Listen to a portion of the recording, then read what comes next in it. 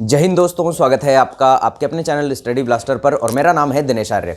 जैसा कि देखिए यहाँ पर 2 जोन का पीटी यहाँ पर स्टार्ट हो चुका है और यहाँ भुवनेश्वर जोन का पीटी में मैंने कल आपको वीडियो बना के कहा था कि यहाँ पर 1 या 2 मार्क्स वाले जो कैंडिडेट है उनका यहाँ फाइनल मेरिट बन पाना बहुत मुश्किल होगा। फिर भी यहाँ पर देखिए दूसरा जो जोन है यहाँ पर अहमदाबाद वाला जोन, उसका भी पीटी यहाँ पर स्टार्ट हो गया है। और यहाँ पर देखिए अब बहुत सारे कैंडिडेट के मन में ये सवाल है कि यहाँ पर हमारा पीटी तो निकल गया है, लेकिन क्या हमारी फाइनल मेरिट बन पाएगी या नहीं बन पाएगी। और अलग अलग जोन के जो पीटी यहाँ पर होने वाले हैं उनके कैंडिडेट भी यहाँ पर देखिए बार बार सवाल करते हैं कि सर हमारा 2 नंबर ज़्यादा है, हमारा 1.5 नंबर ज़्यादा है, 3 नंबर ज़्यादा है, 5 नंबर ज़्यादा है, तो क्या हमारा फाइनल जो कट ऑफ है उसके अंदर नाम आ पाएगा या फिर नहीं आ पाएगा। सबसे पहले तो आप अपने माइंड में एक चीज़ को क्लियर रखिए कि यहाँ पर इस बार जो डीवी के लिए कैंडिडेट बुलाए जाने हैं वो 1/1 रेशियो के अंदर बुलाए जाने हैं। ये रेलवे ने क्लियरली मेंशन किया हुआ है। 1/1 रेशियो का मतलब है कि यहाँ पर अगर किसी जोन से मान लीजिए सीटें 2500 हैं तो 2500 कैंडिडेट को ही यहाँ पर पीटी के बाद जो डीवी होगा उसके लिए बुलाया जाएगा। यानी कि डीवी के लिए सिर्फ और सिर्फ 2500 कैंडिडेट, अगर 2500 सीटें हैं तो 2500 कैंडिडेट ही यहाँ पर बुलाए जाएंगे। अगर मान लीजिए पीटी के अंदर मान लीजिए 5000 कैंडिडेट पास हो जाते हैं तो यहाँ 50% कैंडिडेट तो सीधे सीधे बाहर हो जाएंगे, तो डीवी के लिए सिर्फ और सिर्फ 2500 कैंडिडेट ही जाएंगे। यानी कि पीटी चाहे से यहाँ 5000 कैंडिडेट ने पास किया हो, लेकिन डीवी के लिए 2500 कैंडिडेट ही यहाँ पर जाएंगे। पूरे 5000 कैंडिडेट जिन्होंने पीटी पास किया है वो सारे कैंडिडेट यहाँ पर डीवी के लिए नहीं जाएंगे। ये बात आपको क्लियर रखनी है, अपने क्रिस्टल क्लियर अपने माइंड में बिठानी है। अब यहाँ पर देखिए जो कैंडिडेट की संख्या है उस हिसाब से मैं आपको क्लियरली बता देता हूँ कि यहाँ देखिए बिल्कुल मत घबराइए। जिन कैंडिडेट के मार्क्स यहाँ पर 0.5 ज़्यादा है, 0.8 ज़्यादा है, 1 मार्क ज़्यादा है, 2 मार्क्स ज़्यादा है, उन कैंडिडेट का यहाँ पर देखिए आप मैं आपको क्लियरली कह रहा हूँ कि यहाँ पर अगली एग्ज़ाम की तैयारी में लग जाइए, क्योंकि यहाँ पर कोई भरोसा नहीं है। आप एक एग्ज़ाम के भरोसे यहाँ पर बैठे हुए हैं, पूरी लाइफ आपकी यहाँ पर स्पॉइल होने वाली है, पूरी लाइफ आपकी यहाँ पर ख़राब होने वाली है।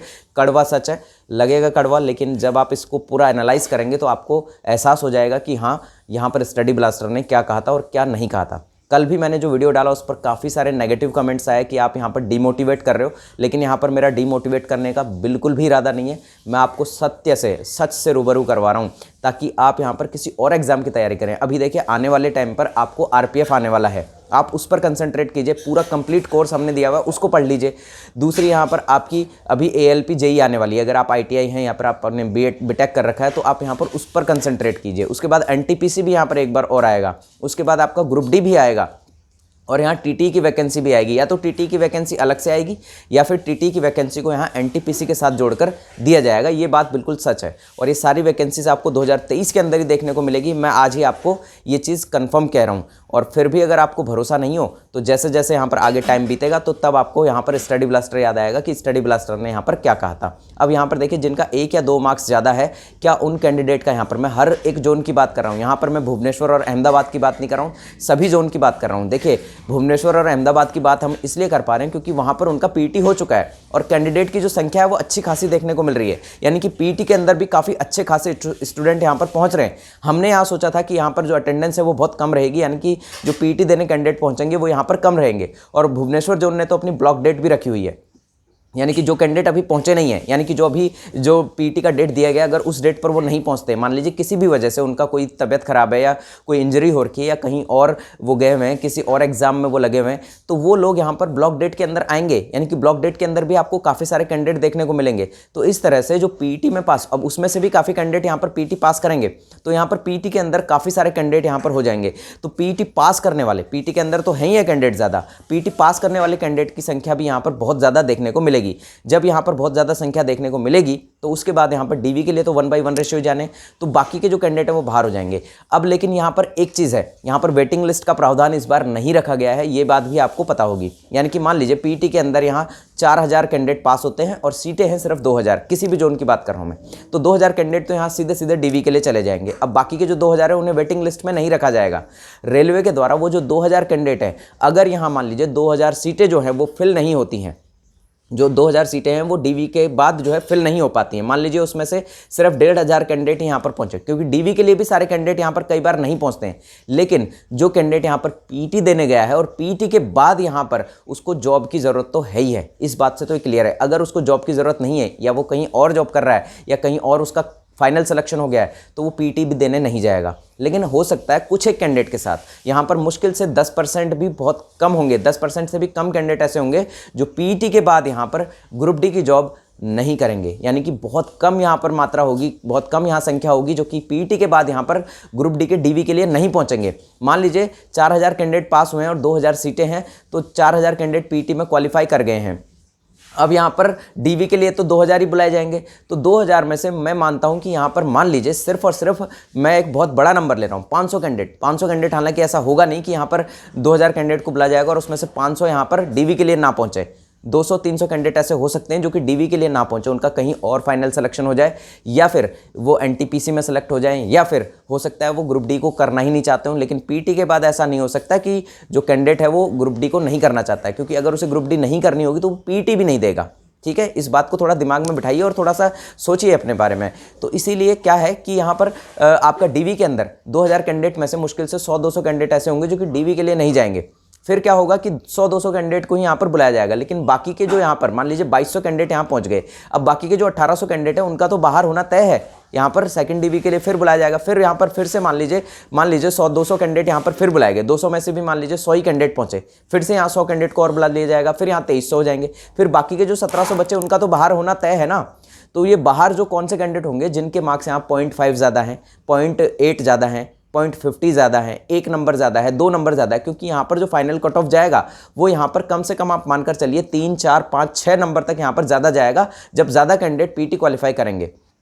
तो इसीलिए आप अपने आप को थोड़ा सा अच्छे से सोचिए, क्योंकि मैं यहाँ पर नेगेटिविटी नहीं फैलाने आया हूँ, ना ही मैं यहाँ पर डिमोटिवेट कर रहा हूँ, लेकिन मैं आपको सच्चाई से रूबरू करवा रहा हूँ। क्योंकि जिस भी जोन में यहाँ पर पीईटी में कैंडिडेट की संख्या ज़्यादा दिखेगी, पीईटी के बाद जो पास परसेंटेज है वो ज़्यादा दिखेगा, वहाँ पर फाइनल कट ऑफ का ज़्यादा जाना तय है, 100% तय है। मैं आपसे ये अभी भी कह रहा हूँ, यहाँ पर जिन जोन में यहाँ पर आपको पास परसेंटेज ज़्यादा दिखेगा, यानी कि पीईटी के अंदर कैंडिडेट पहुँचा है तो वो यहाँ पर जॉब लेना चाहता है, इसीलिए वो पहुँचा है। अगर उसको ग्रुप डी की जॉब नहीं करनी होगी तो वो पीईटी में भी नहीं पहुँचेगा। पीईटी में क्यों पहुँचेगा, वो क्यों इतनी मेहनत करेगा? क्योंकि पीटी में आपको पता है कि बहुत यहाँ पर जो है एड़ी चोटी का जोर लगाना पड़ता है। ऐसे ही नहीं है, पीटी कोई हलवा नहीं है जो पीटी में यूं ही चले गए और मुंह उठा के और पीटी निकाल दिया और टाइम पास कर रहे हैं, ऐसा नहीं है। क्योंकि पीटी में पूरा का पूरा बॉडी की एनर्जी लगती है, पूरा स्टेमिना लगता है, और यही चीज़ आपने देखी होगी।